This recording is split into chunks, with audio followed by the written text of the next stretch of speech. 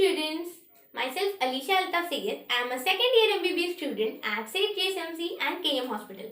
I am your bio teacher and I have a teaching experience of almost a month now, and I am teaching to NEET and JEE aspirants. So we will be discussing a topic that is factors affecting enzyme activity. A subtopic from your chapter biomolecules, which is frequently asked in your NEET examinations. So let's get started. Factors affecting enzyme activity. Before that, let's have a quick revision about what is enzymes.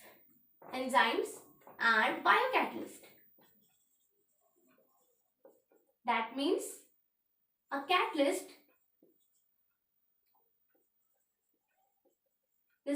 Let's break this word. This means catalyst and this is life. So enzymes are the catalyst in living organisms.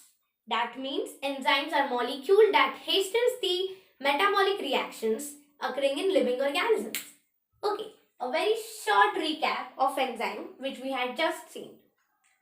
So, as you all know that most enzymes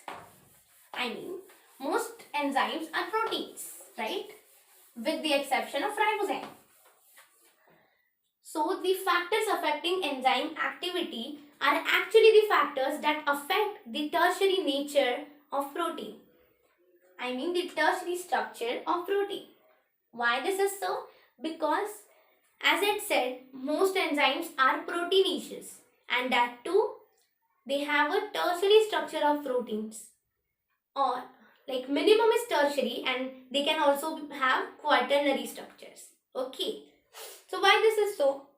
Because enzymes have a site in them, that is active site, to which substrate binds, and that active sites are present only in tertiary structure and quaternary structures. That's why I told you that enzymes are mostly proteinaceous, so they can have either tertiary structure or quaternary structure. Okay, a very short recap of enzyme is sufficient. So factors affecting enzyme activity are actually the factors affecting this tertiary and quaternary structure. So let's see them one by one. First I am taking is temperature. So the variation goes like this. A bell-shaped curve. This is your temperature. This is your rate of reaction, or you can say velocity of reaction, and this is your temperature. Initially, when you raise temperature, rate of reaction increases, but at a certain point it gets saturated and it just gets dropped down if you exceed temperature beyond that. Why this is so? Why at higher temperatures the rate of reaction starts falling? This is because of denaturation of protein structure. As they are mostly proteinaceous, so tertiary and quaternary structure. As you know that proteins get denatured at higher temperatures. That means this tertiary and quaternary structures gets converted into their primary form, primary structure. Denaturation of proteins doesn't mean that proteins are destroyed. No. Just a change in configuration, just a change in structure. And since primary structure doesn't have active sites, so the enzyme is no more active. Right? That's what the thing is. Okay. So enzymes actually have a very narrow range of temperature in which they act. So this is the optimum temperature. Optimum temperature is the temperature at which maximum rate of reaction is seen. As simple as that, right? There are certain enzymes which can sustain at higher temperatures.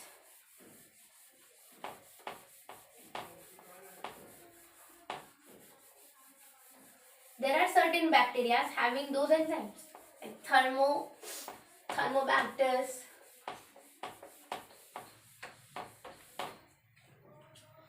They are actually nothing but chemosynthetic bacteria. Okay. There is a general rule that when you increase temperature by 10 degrees Celsius, rate of reaction becomes twice or thrice, mostly twice.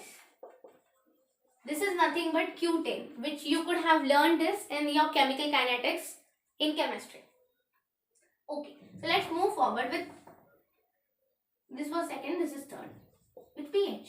pH also has the same variation as that of temperature.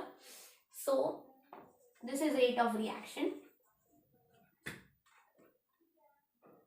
This is rate of reaction and this is your pH. So enzymes have narrow pH and narrow range of temperature. Okay.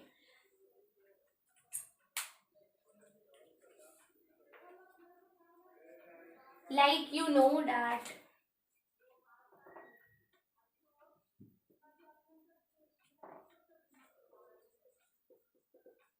pepsin has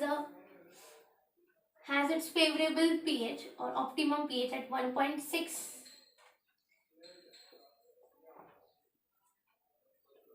Likewise, in duodenum it is 6.8. Right?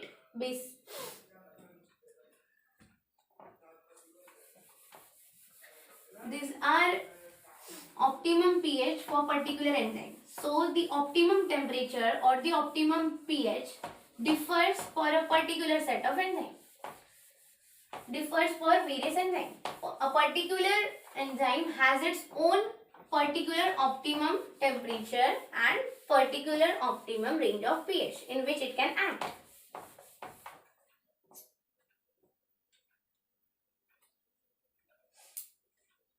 That's why when acidic chyme enters in your duodenum,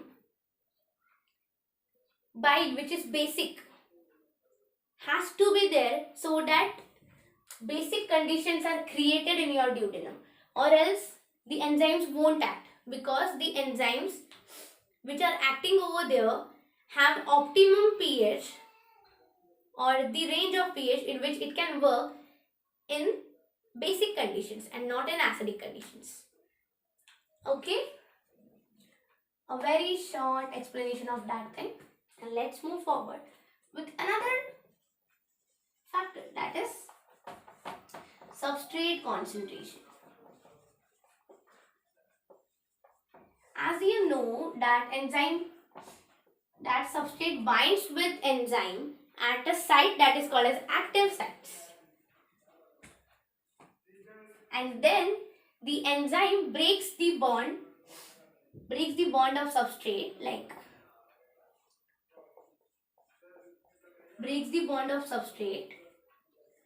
and then it forms product.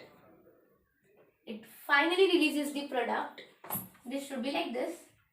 It finally releases the product, and now the enzyme is free to get attached with another molecule of substrate so that this reaction can occur endlessly. This is nothing but enzyme substrate complex, and this is an enzyme product complex. This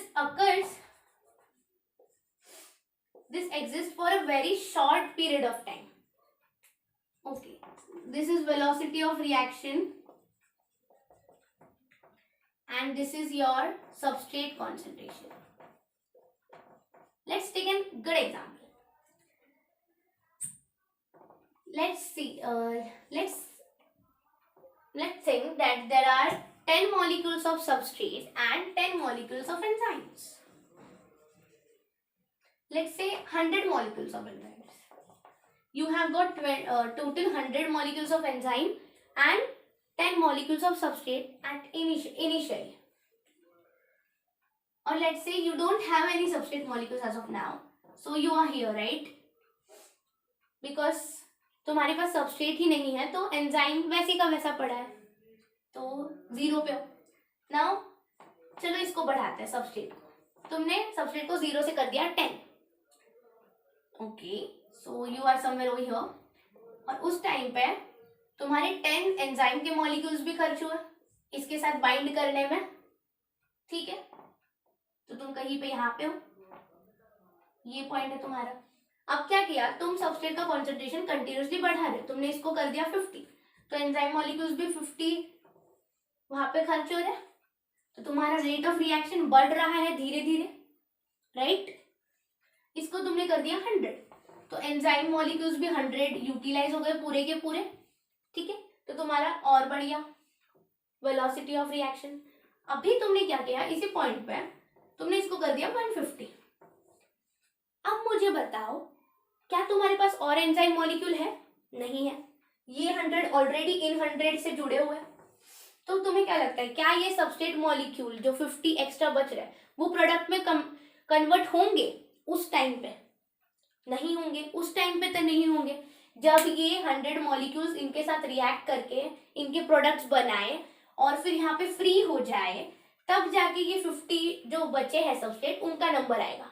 मतलब उस point पे तो यार नहीं बढ़ेगा rate of reaction.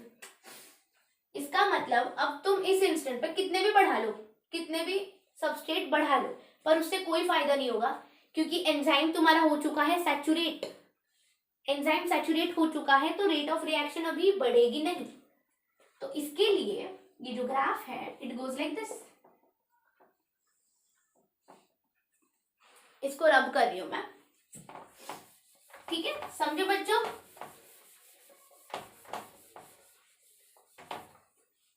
Great. तो initially जब तुम बढ़ाओगे तब तो भाई वेलोसिटी बढ़ेगी रिएक्शन की, बट एक पॉइंट पे जब सैचुरेट हो गया है सारे एंजाइम मॉलिक्यूल्स तब नहीं बढ़ेगी। तो ये दिखता है वेरिएशन। और यहाँ पे हम एक चीज मार्क करते हैं, दैट इज Km। वो कब होता है? This is Vmax by 2, this is your, okay, this is your Vmax. I'm very bad at drawing things, ठीक है। Km क्या है? Km is Michaelis Menten constant। कुछ नहीं है यार, क्या होता है जब तुम्हारी वेलोसिटी रिएक्शन की वेलोसिटी हाफ रीच कर गई है, मैक्सिमम की हाफ रीच कर गई, तब तुमने देखा यार सबस्ट्रेट का कॉन्सेंट्रेशन कितना है। क्या कह रही हूँ, ध्यान से सुनो। जो मैक्सिमम वेलोसिटी है Vmax, उसका जब आधा रीच हो गया है, मतलब मैक्सिमम वेलोसिटी ऑफ रिएक्शंस का हाफ रीच हो गया है, तब जो तुम्हारा सबस्ट्रेट कॉन्सेंट्रेशन है वो तुमने देखा, तो वही Km होता है और कुछ